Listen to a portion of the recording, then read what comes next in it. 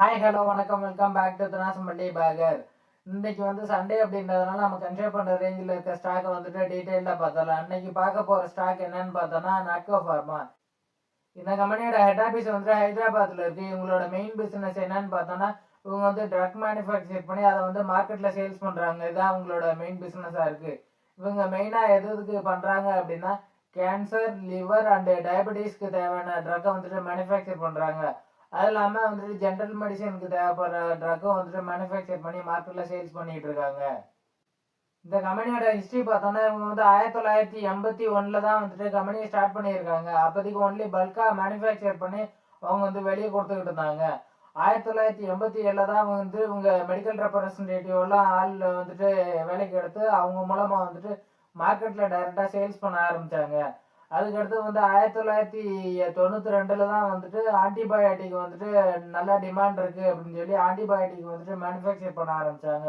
அதில் குளோபலாகவும் நல்ல ஆப்பர்ச்சுனிட்டி இருக்கு அப்படின்னு சொல்லிட்டு 1992லயே அதர் கண்ட்ரிக்கு எக்ஸ்போர்ட் பண்ண ஆரம்பிச்சிட்டாங்க. 97ல இந்தியாவில் அதிகமாக டிமாண்ட் இருந்த லேண்டிக் அப்படின்ற ட்ரக்கை மேனுஃபேக்சர் பண்ணி அவங்க சேல்ஸ் பண்ண ஆரம்பிச்சாங்க. இதுலேயும் நல்ல க்ரோத்தாக இருந்தது. 2012 இவங்களுக்கு டேர்னிங் பாயிண்டா அமைஞ்சது. என்னன்னு பார்த்தோம்னா ஆல்ரெடி இருக்க ட்ரக்கோட பேட்டன்ட்டை இவங்க ஃபார்முலாவை கண்டுபிடிச்சு அதை மேனுஃபேக்சர் பண்ண ஆரம்பிச்சாங்க. அடுத்ததான் அவங்களோட பேட்டன்ட் எக்ஸ்பைரி ஆனதுக்கப்புறம் அதில் அவங்க மார்க்கெட்டில் சேல்ஸ் பண்ணி கம்மியான ப்ரைஸில் சேல்ஸ் பண்ணாங்க. அதனால அவங்களுக்கு அதிக க்ரோத் இருந்தது. அதனால என்ன பண்ணாங்க அப்படின்னா எந்த ட்ரக்குக்கு அதிகமாக டிமாண்ட் இருக்கோ அந்த ட்ரக்காக பார்த்து அவங்களோட பேட்டன்ட் எக்ஸ்பைரி ஆகிறது வரை வெயிட் பண்ணி அந்த ஃபார்முலா கண்டுபிடிச்சு அதை மேனுஃபேக்சர் பண்ணி மார்க்கெட்டில் சேல்ஸ் பண்ண ஆரம்பிச்சாங்க. இதில் தான் இவங்களுக்கு ஹை ப்ராஃபிட் இவங்களுக்கு கிடைக்க ஆரம்பிச்சு. இந்தியாவில் மட்டும்தான் அவங்க அந்த மாதிரி பார்த்து சேல்ஸை டெவலப் பண்ணிக்கிட்டு இருந்தாங்க. 2020க்கு மேலே அவங்க என்ன பண்ணாங்க அப்படின்னா அதிகமாக குளோபலாகவும் டிமாண்டாக எந்த ட்ரக் இருக்கோ அதை மேனுஃபேக்சர் பண்ண ஆரம்பிச்சாங்க. அதில் தான் உங்களுக்கு முக்கால்வாசி ப்ராஃபிட் வர ஆரம்பிச்சது. இப்போவுமே அதிகமாக குளோபலாக எந்தெந்த ட்ரக்குக்கு டிமாண்ட் இருக்கோ அந்த ட்ரக்காக பார்த்துட்டு இவங்க பேட்டன்ட் எக்ஸ்பைரி ஆகிறதுக்கு முன்னாடி அந்த ஃபார்முலா கண்டுபிடிச்சு இப்போ மேனுஃபேக்சர் பண்ணி எக்ஸ்போர்ட் பண்ணிக்கிட்டு இருக்காங்க.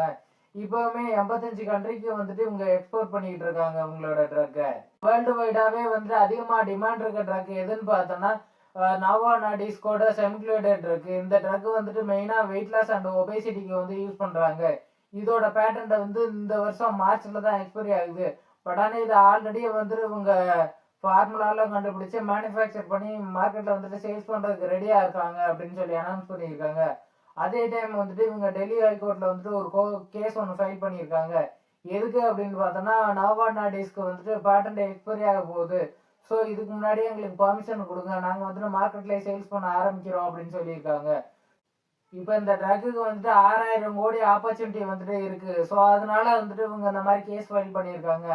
இதுக்காக நாட்கோ ஃபார்மா இல்லாமல் doctor Reddy, Cipla and Zydus life sciences இவங்களும் ரெடியாக இந்த ட்ரக்கை மேனுஃபேக்சர் பண்ணி சேல்ஸ் பண்ணுறதுக்கு ரெடியாக இருக்காங்க. ஸோ அதிக காம்படிஷன் இருந்தாலும் இவங்களும் ஒரு குறிப்பிட்ட லெவலை இதில் ரீச் பண்ணுவாங்க. ஸோ குறிப்பிட்ட ப்ராஃபிட்டும் உங்களுக்கு வர வாய்ப்பு இருக்குது. இதில் அதிகமாக டாக்டர் ரெட்டி தான் நல்லா க்ரோ ஆவாங்க. அது இல்லாமல் அதுக்கு அடுத்தது செகண்ட் பிளேஸ் நாட்கோ ஃபார்மா வரும்.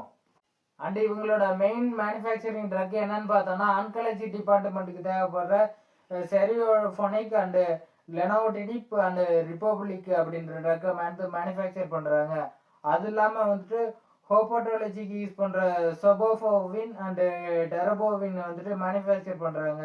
அதே மாதிரி ஜென்ரல் மெடிசனுக்கு தேவைப்படுற கார்டியோ, டயபெட்டிஸ் அண்ட் நியூராலஜிக்கு தேவைப்படுற ட்ரக்கை ஃபுல்லாக அவங்க மேனுஃபேக்சர் பண்ணி சேல்ஸ் பண்ணிட்டு இருக்காங்க.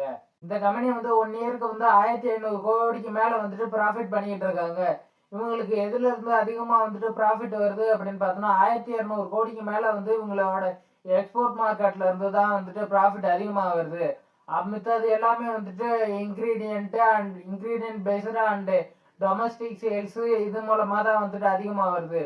ஸோ அதனால இவங்களுக்கு டாலரில் ஏர்னிங் அதிகமாக இருக்குது அப்படின்றதுனால நம்மளோட ருபி அதிகமாக வீக் ஆகிட்டு இருக்கு. ஸோ ருபி வீக் ஆகினாலுமே அவங்களோட ப்ராஃபிட் டாலரில் வர்றதுனால இன்னுமே அதிகமாக தான் வர்றதுக்கு வாய்ப்பு இருக்குது. ஸோ அதனால இது ஒரு டாலரில் ஏர்ன் பண்ணுற கம்பெனியாக இருக்கிறதுனால நமக்கு இங்கே அடி வாங்கினாலுமே குளோபலா வந்துட்டு growth இருக்கும் கண்டிப்பா. ஏன்னா வந்து இவங்க 85 கண்ட்ரிக்கு மேல வந்துட்டு எக்ஸ்போர்ட்ல தான் பிசினஸ் அதிகமா பண்ணிட்டு இருக்காங்க அப்படின்றதுனால.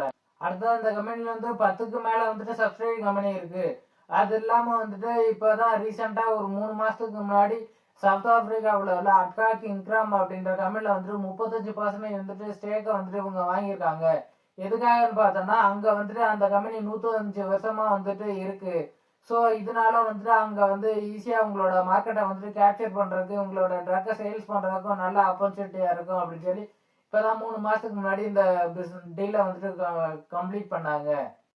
இது மாதிரி அவங்களுக்கு வந்துட்டு எங்கெங்கெல்லாம் ஆப்பர்ச்சுனிட்டி இருக்கோ அதெல்லாம் வந்து மிஸ் பண்ணிடாம அங்க திரும்பவும் வந்துட்டு அங்க இருந்து வெளியே வராத அளவுக்கு வந்துட்டு உள்ள எப்படி நம்ம வந்துட்டு உள்ள போறது அப்படின்னு சொல்லி பார்த்து அங்க ஏதாச்சும் ஒரு கம்பெனியை வந்துட்டு லாஸ் மேக்கிங் கம்பெனியா இருக்கிறத வந்துட்டு இவங்க பை பண்ணிடுறாங்க. பை பண்ணிட்டு அது மூலமா வந்துட்டு அவங்களோட பிசினஸை வந்துட்டு டெவலப் பண்றாங்க.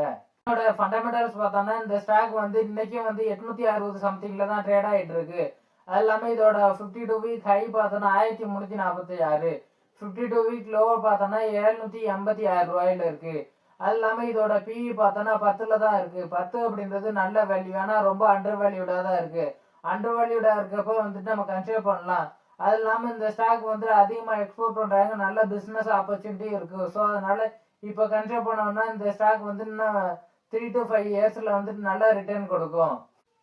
ஷேர் ஹோல்டிங் பேட்டர்ன் பார்த்தோன்னா ப்ரொமோட்டர் வந்துட்டு 49% வந்து ஹோல்ட் பண்ணுறாங்க. டிஐ வந்துட்டு 1.5% ஹோல்ட் பண்ணுறாங்க. எஃப்ஐஏ வந்துட்டு 3% ஹோல்ட் பண்ணுறாங்க.